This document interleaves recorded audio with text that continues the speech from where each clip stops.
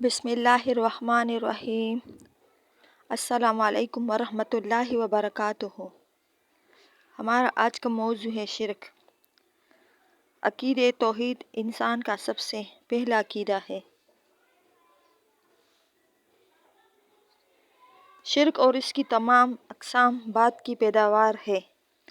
دنیا کا پہلا انسان عقیدہ توحید کا قائل تھا۔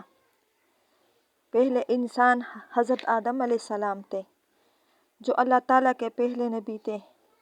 آپ نے اپنی اولاد کو بھی اس عقیدے کی تعلیم دی، مگر جیسے جیسے انسان آبادی میں اضافہ ہوتا چلا گیا اور لوگ ادھر ادھر بکھرنے لگے، تو آہستہ آہستہ لوگوں نے سچی تعلیمات کو بھلا دیا اور گمراہی کا شکار ہو کر ایک اللہ کی بجائے کئی خدا ماننے لگے اور اللہ تعالیٰ کے ساتھ انہیں بھی معبود بنا لیا۔ ان لوگوں نے جس چیز کو ہیبت ناک دیکھا، اس سے ایسے خوفزدہ ہوئے کہ اسے دیوتا سمجھ لیا اور اس کی پوجا پاٹ شروع کر دی۔ اس طرح انہوں نے آگ کا دیوتا، سمندر کا دیوتا اور آندھی وغیرہ کے دیوتا گڑھ لیے۔ دوسری طرف جن چیزوں کو بہت نفع بخش پایا، ان کی بھی پوجا شروع کر دی۔ گائے وغیرہ کی پوجا اسی وجہ سے شروع ہوئی۔ ان لوگوں کی ہدایت کے لیے اللہ تعالیٰ نے یک کے بعد دیگر کئی پیغمبر بھیجے، جنہوں نے ان کو توحید کا بھولا ہوا سبق یاد دلایا اور شرک کی مذمت کی۔ قرآن مجید میں شرک کو بہت بڑا ظلم کہا گیا ہے۔ اللہ تعالیٰ فرماتا ہے، ان الشرک لظلم عظیم۔ ترجمہ: بے شک شرک بہت بڑا ظلم ہے۔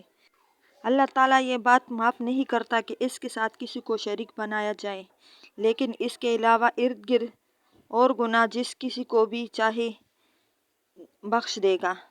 شرک کے لاوی معنی حصہ داری اور سانجھے پن کے ہیں۔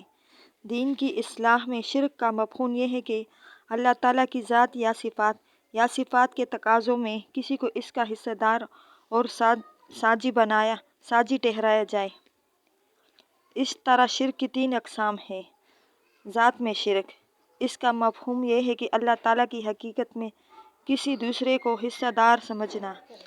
اس کی ایک صورت یہ ہے کہ کسی دوسرے میں یہی حقیقت جان کر اللہ تعالیٰ کے برابر سمجھنا، اور دوسری صورت یہ ہے کہ اللہ تعالیٰ کو کسی کی اولاد سمجھنا یا کسی کو اللہ تعالیٰ کی اولاد سمجھنا، کیونکہ والد اور اولاد کی حقیقت ایک ہی سی ہوتی ہے۔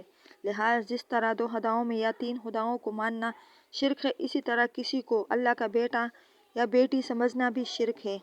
اللہ تعالیٰ فرماتا ہے، لم یلد ولم یولد ولم یکن لہ کفوا احد۔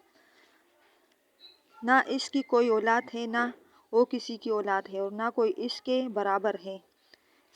صفات میں شرک، اس کا مفہوم یہ ہے کہ خدا تعالیٰ جیسی صفات کسی دوسرے میں ماننا اور اس جیسا علم، قدرت یا ارادہ کسی دوسرے کے لیے ثابت کرنا، کسی دوسرے کو ازلی و ابدی سمجھنا یا کسی دوسرے کو قادر متعلق تصور کرنا، یہ سب اللہ تعالیٰ کی صفات میں شرک ہے۔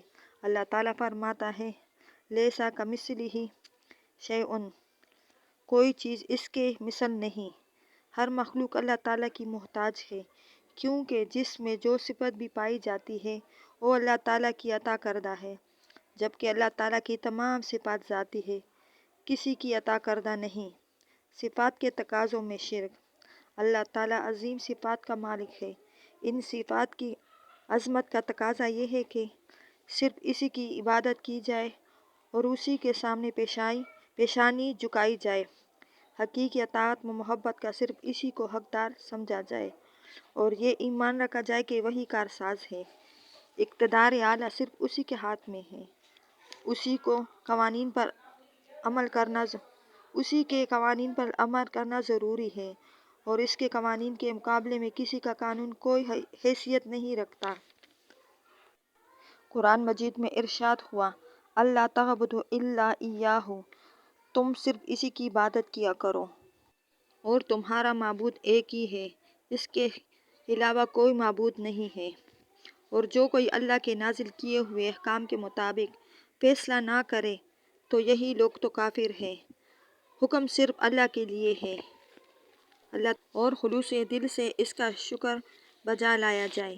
یہ شکر صرف یہی نہیں کہ زبان سے یا اللہ تیرا شکر ہے کہہ دیا جائے، بلکہ اس کی حقیقی صورت یہ ہے کہ اپنی اطاعت و بندگی کا رخ صرف اللہ کی ذات کی طرف پھیر دیا جائے اور غیر اللہ کی اطاعت و بندگی کا اپنی عملی زندگی میں کوئی شائبہ تک نہ رہنے دیا جائے۔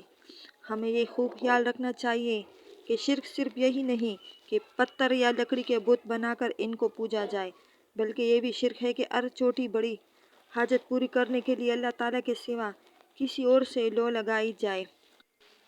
ہر مشکل میں اللہ تعالیٰ ہی کو قادری مطلق سمجھ کر اسی کے فضل کرم سے اپنی مجبوریوں کا حل تلاش کرنا چاہیے۔ بے شمار مسلمان ایسے ملتے ہیں جو زبانی طور پر تو اللہ تعالیٰ پر ایمان کا دعویٰ کرتے ہیں، لیکن اپنی اولاد، روزگار، صحت اور دیگر مسائل کو انسانوں کے سامنے اسی عاجزی اور امید سے پیش کرتے ہیں جس طرح صرف اور صرف اللہ تعالیٰ کے سامنے پیش کرنا چاہیے۔ انسان کی اس کمزوری کا بیان اللہ تعالیٰ یوں فرماتا ہے: وَاتَّخَذُوا مِن دُونِ اللَّهِ آلِهَةً لَعَلَّهُمْ يُنصَرُونَ لَا يَسْتَطِيعُونَ نَصْرَهُمْ وَهُمْ لَهُمْ جُندٌ مُّحْضَرُونَ اور پکڑتے ہیں اللہ کے سوا دوسرے کارساز کے شاید ان کی طرف سے ان کو مدد پہنچے، حالانکہ وہ ان کی مدد کی کوئی طاقت نہیں رکھتے اور یہ ان کی فوج ہو کر پکڑے آئیں گے۔ آگے فرماتے ہیں: اَمَّنْ هَٰذَا الَّذِي يَرْزُقُكُمْ إِنْ أَمْسَكَ رِزْقَهُ بھلا وہ کون ہے جو روزی دے تم کو اگر اللہ روک لے اپنی روزی۔ اللہ تعالیٰ ہمیں اور آپ کو سیدھے راستے پر چلنے کی توفیق عطا فرمائے اور شرک جیسے بڑے گناہ سے بچائے، آمین۔ میری ان تمام بہن بھائیوں سے، بچوں سے گزارش ہے کہ صدقہ جاریہ سمجھ کر چینل کو سبسکرائب اور لائک اور شیئر کیا کریں۔